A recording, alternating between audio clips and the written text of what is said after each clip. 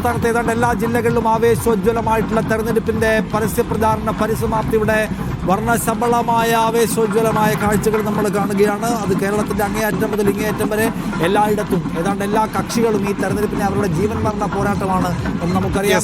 ആറന്മുളയിൽ നിന്ന് വിഷ്ണു കൂടി ചേരുകയാണ്. ആറന്മുളയിൽ മന്ത്രി വീണ ജോർജിനെ തോൽപ്പിക്കാൻ വേണ്ടി രംഗത്തിരിക്കുന്ന അബിൻ വർക്കിയെയാണ്.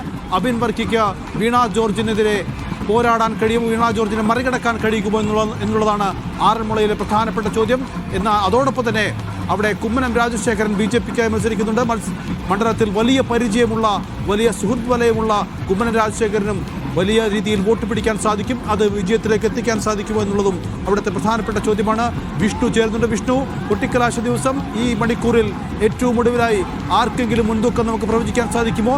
എന്താണ് അവിടുത്തെ കാഴ്ചകൾ?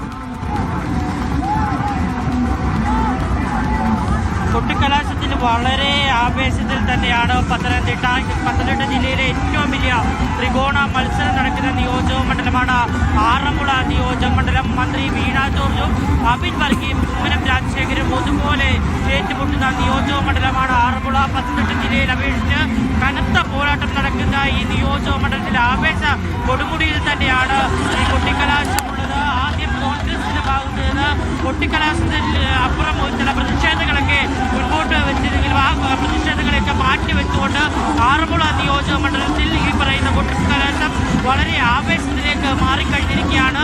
പ്രവർത്തകരും നേതാക്കന്മാരും എല്ലാം ഒറ്റ മനസ്സോടുകൂടി തന്നെ ഇനി വോട്ടിംഗ് ദിവസത്തിലേക്ക് അടുക്കുവാൻ വേണ്ടി സജ്ജരായി കഴിഞ്ഞിരിക്കുകയാണ്. ഏറെ ആവേശത്തിൽ തന്നെയാണ് പത്തനംതിട്ട ഉള്ളത്. വീണ ജോർജിന്റെയും അബിൻ വർക്കിയുടെയും കുമ്മനം രാജശേഖരന്റെയും നേരിട്ടുള്ള ഈ പോരാട്ടം കേരളം ഒട്ടാകെ ചർച്ച ചെയ്യുമ്പോൾ ആറന്മുളയിലെ ഈ ആവേശ പോരാട്ടത്തിൽ തിരിതെളിച്ചുകൊണ്ട് ഈ കൊട്ടിക്കലാശം നടക്കുകയാണ്. നമുക്കറിയാം പലതരത്തിലുള്ള സുരക്ഷാ ക്രമീകരണങ്ങൾ തന്നെ പത്തനംതിട്ടയിൽ സജീവമാണ്.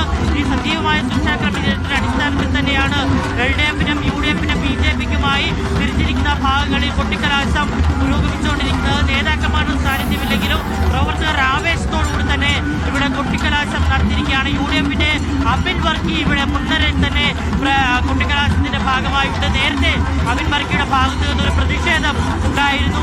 ഈ മാധുജി തോമസിനെതിരെ ഉണ്ടായിരുന്ന ആരോപണത്തിന്റെ ഭാഗമായി ജില്ലയിൽ എല്ലാ നിയോജക മണ്ഡലത്തിലും സ്ഥാനാർത്ഥികളുടെ നേതൃത്വത്തിൽ പ്രതിഷേധമുണ്ടായിരുന്നു. ആദ്യം ഈ പറയുന്ന അബിൻ വർക്കിയുടെ നേതൃത്വത്തിൽ പ്രതിഷേധം നടത്തിയിരുന്നു. അതിനുശേഷമാണ് കൊട്ടിക്കലാശത്തിലേക്ക് കടന്നത്. കൊട്ടിക്കലാശത്തിലേക്ക് കടന്നപ്പോൾ വളരെ ആവേശത്തിൽ തന്നെയാണ് മൂന്ന് മുന്നണികളും UDFും LDFും BJPയും ഇവിടെ നേർക്കുനേർ പോരാടുകയാണ്. സംസ്ഥാനത്ത് തന്നെ ദേശീയ തലത്തിൽ പോലും ചർച്ചയാകുന്ന ഒരു നിയോജക മണ്ഡലമാണ് ആറന്മുള. പ്രത്യേകിച്ച് സംസ്ഥാനത്തെ പ്രധാനപ്പെട്ട മൂന്ന് നേതാക്കന്മാർ, മൂന്ന് പാർട്ടികളുടെ മുതിർന്ന നേതാക്കന്മാർ ഒരുമിച്ച് ഇവിടെ ഏറ്റുമുട്ടുമ്പോൾ വലിയ രാഷ്ട്രീയ തത്വം തന്നെ ആറന്മുളയിലേക്ക് കേന്ദ്രീകരിച്ചിരിക്കുകയാണ്. പ്രത്യേകിച്ചും അബിൻ വർക്കിയുടെ പോരാട്ടം, അതുപോലെ കുമ്മനം രാജശേഖരന്റെ വരവ് ഏതെങ്കിലും തരത്തിൽ കരുത്തറ്റ ഇന്ത്യ തകർന്നുപോകുന്ന ആശങ്കയൊക്കെ നിലനിൽക്കുന്ന സാഹചര്യത്തിൽ ഈ കൊട്ടിക്കലാശത്തിന്റെ ആവേശത്തിൽ ക്യാമ്പുകളെ സജീവമാക്കാനുള്ള ശ്രമത്തിലാണ് എല്ലാ മൂന്ന് മുന്നണികളും ഉള്ളത്.